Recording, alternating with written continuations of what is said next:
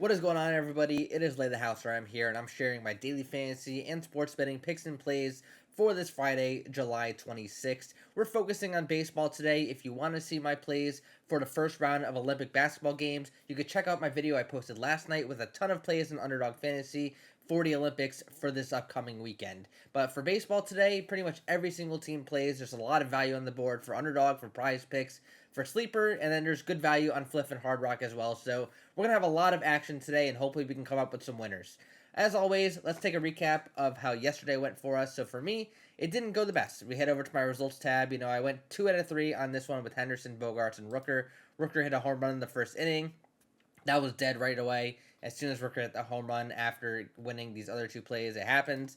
Same thing here. I had Rooker on this one as well. It just didn't work out for us. But there were some members in the community in the Discord who did pretty well yesterday. So if you're not in the Discord yet, you wouldn't be able to see some of these plays that other members had posted and had won, and then shared screenshots of their winning plays in the big win section. So if you're not in Discord yet, it's free to join. It's linked in the description below and also in the pinned comment below. It's a great place to be. You can see all of my plays in real time. There's a whole section on betting education. But let's take a look at how people did yesterday. So Zach Taylor, Zach Betts, as he's well known as, hit a nice parlay on Bet365 of $7.50, returning $22.50. So $15 profit, only because one play voided. JJ Bleday did not start the game, so it could have been a lot more, but Bleday sat out, so he voided. And then Kiana J on absolute fire. Last couple days, she has posted wins. Another one yesterday with Cease, Profar, and Rogers, so she's on an absolute heater right now. For me, like I said before, I didn't have a great day on Underdog Fantasy, and my sports bets missed yesterday as well. I only had 2 plays, and there were both no runs in the first inning. For the Oakland game and Baltimore in both games, there was 1 run in the first inning, so slight losing day for me, a little bit of a setback, but hey, those days are going to happen. It is sports betting. Now let's head over to Underdog Fantasy, see if there's any promotions. It looks like there's only just the football promotions out there. I made a play with the Olympic promotions yesterday, so like I mentioned before, you can see that in my Olympic basketball video that I posted last night, and you can see what I combined either Jokic or LeBron over 0.5 points with. But these football plays, we'll let them sit there for a while. There isn't anything on Underdog for baseball today, at least for promotions wise. But there is a lot of value on the board. So let's head over to Odd Shopper and the Underdog entry builder, and it will show us what the best values on the board are. So there's 4 really good plays on Underdog Fantasy right now that are standing out to me. And I've actually already placed a play on 3 of them. So one of them actually just popped up recently, and I'm probably going to add it on a slip here live on this video for you. So the top couple plays in Underdog Fantasy are these 4 plays that are over 2% EV. The reason why they're over 2% EV is because their odds on Underdog Fantasy are minus 122 apiece, as compared to the true odds on all the other major sports books of minus 128 or higher. So there's a lot of good value on these 4 plays with Jaron Duran under 1.5 total bases, Jordan Westburg under 1.5 bases, Charlie Morton under 5.5 strikeouts, and then Jose Ramirez under on the bases as well. I already have a play with Duran, Westburg, and Ramirez, so I think I'm going to make another one with the 4 of them. We could do a flex play with a 4-pick flex play, or what I could do is I can take Morton here and then just kind of go with Duran and Westburg, or just any of the other combinations. But these are the top 4 values on the board. If I want to generate the optimal play based on the Underdog entry builder, it's a 5-pick entry, as always, because that is one of the most optimal ways to play, and that's how you get the most bang for your buck. 11% expected EV, that is really high. So there's a lot of value on this play here. The play that is adding to it is the Marcus Semien under 1.5 total bases, along with the 4 that I mentioned before. So honestly, this is a nice long shot play if you want to put $5-10 on it and try to hit $100 or $200 on it. It is a really good long shot play. If you want, like I mentioned before, you can insure it, and it's still good value. So 4 and 5-pick insured plays are good value. So honestly, you can do anything you want with these 5 plays. And if you don't want to use Semians under on the bases, I would definitely use these 4 in any way, shape, or form. Do not do a 2-pick entry with them, simply because you're going to not have the value with it. Just going to show you it here. If you do a 2-pick play, you don't get any value in it. You have negative 4% EV, but as soon as you add that 3rd play, it goes up to negative 4% to 9%. So really good value on these plays right now on Underdog Fantasy. The Morton line is a little bit less of a value now, since there's some line movement in the true odds, but still good value. So Those 5 plays are the top plays in Underdog Fantasy. You could also go to Shane Baz under 5.5 strikeouts, which is a solid play. But that's basically it for Underdog. So let's head over to Prizepicks.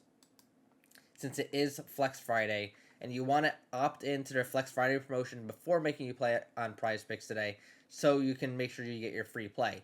Same props for the most part with this Jose Ramirez one, under 1.5 total bases. So if you're playing in a state where it allows you to do a 5 or 6 picks flex play, that is what I would do with your $20 Flex Friday play. If you don't live in a state that allows you to do 5 or 6 entries with a flex play, kind of similar to the old format, like if you live in the state of Florida or a couple of the other states out there where it's technically their arena format, do a 4-pick play. It's just a 10x payout, but you can get really good value with the top 4 plays on the board with Ramirez, Bello, Baz, and Contreras. It's not going to be the best value. Prizepicks isn't really giving us a lot of good value in their lines here. You see it's negative 10% EV. Not very good out there, but you're taking a long shot. Obviously, the best way to play is go with the 5 picks and then go with the flex play, but we're not allowed to do that in the state of Florida, unfortunately. So if you live in any other state, these are your top 5 plays you should pick. Jose Ramirez, Bello, Baz, Wilson Contreras under 0.5 runs, Trevor Rogers under 4.5 strikeouts, and then these plays here are still actually decent values. I mean, they're in the negative numbers, but they're not the best, but they're solid plays nonetheless. So Singer under on the outs, Rogers under on outs, Austin Hedges under on bases, Soto under 1.5 bases, and I probably wouldn't go further down than Soto. We could head over to Daily Grind Fantasy after this and check out what lines they have on their tools as well, because they do have some esports in there, and then there's also there's some differences in the optimizer tools as well, because Daily Grind does fantasy points as compared to OddsJam, who does not do fantasy points. Lastly, let's head over to Sleeper, see the top values on the board for Sleeper this morning. Not a lot, really not much at all for us. If you want to generate the optimal play, it's still going to be negative EV, but Ellie De La Cruz under 0.5 hits is probably the number one value on the board right now, even though it has a 38% expected win percentage. The expected value is 0.7% because the odds on Sleeper are plus 165 as compared to the average true odds on all the major sportsbooks, which is plus 163. I know it's only a 2-cent edge, but we have to take any single edge we could possibly get here. I'm probably not going to make a play on Sleeper this early in the morning. There's just not a way where I can get good value on any of these plays right now. So it's probably best to just wait and see what other values come out. If I go with the Ellie De La Cruz and if I go with the Singer, it's okay. It's not like home run hitter or anything.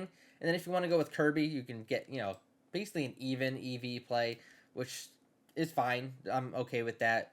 I do like doing the 3-pick entries on Sleeper because they are a good payout if the odds are good on some of the plays. So I would go for it, but obviously you're only going to win this 10% of the time expectedly. So not a ton of value on Sleeper this morning. I'm sure there will be more throughout the day today, so if you're not in the Discord server yet, that's why you need to join it, because I'll make a few plays on Sleeper, and then I'll post them in there. Now let's head over to Daily Grind Fantasy, just because I want to check out what some of their lines are and what some of their recommendations might be for the MLB today on Daily Grind, based on their calculations. We always will see some overlap. You see with the Morton strikeouts here. Mackenzie Gore under on the strikeouts is solid. Freeland over on the outs. We'll keep scrolling down here. Drew Thorpe over on the strikeouts is okay. Hunter Goodman over on the bases. Freddie Peralta over on the earned runs allowed. That's a really good play for you all. So if you want to play a play from Daily Grind's optimizer tool, this Peralta play looks really good. Jose Siri over on the bases. You can just go down the list here. So there's a ton of options on Daily Grind Fantasy to make more prop bets and more plays in Underdog Fantasy and Prizepicks, just based on the structure of their tool. OddsJam won't compare a line if it's not the same number. So, obviously this Mackenzie Gore under 5 hits, it probably should be 5.5 on Underdog Fantasy, but it should be 5.5 with a 0.8 payout. They chose to go with the 5 option and go under 5, and that's why it's showing good value here and not on the OddsJam tool. But the thing I like the most about Daily Grind Fantasy is that they have all the other sports as well. You see there is some for the Olympics basketball, which I talked about a few times today. You got some plays for the UFC. There's a ton of esports out there. So if you want to give Daily Grind Fantasy a shot, use code LayTheHouseRM and they'll give you 25% off on your first month. Both of these tools on Daily Grind and OddsJam are paid subscription tools, but by using my codes, you can get a bit of a discount on your first month and hopefully make some money in a short period of time, and it just kind of pays for the rest of the subscription. And it's really just a tool. It's a tool that's going to help you make more money in the long term, both these tools. and I use both of them pretty much interchangeably every single day, and as you see in my videos, and I've been fairly successful using them, so that's why I suggest them onto you guys. So if you like this video and if you want to see more videos like it, remember to subscribe to the channel, drop a like on the video as well, comment what your best plays are today, and best of luck on your bets.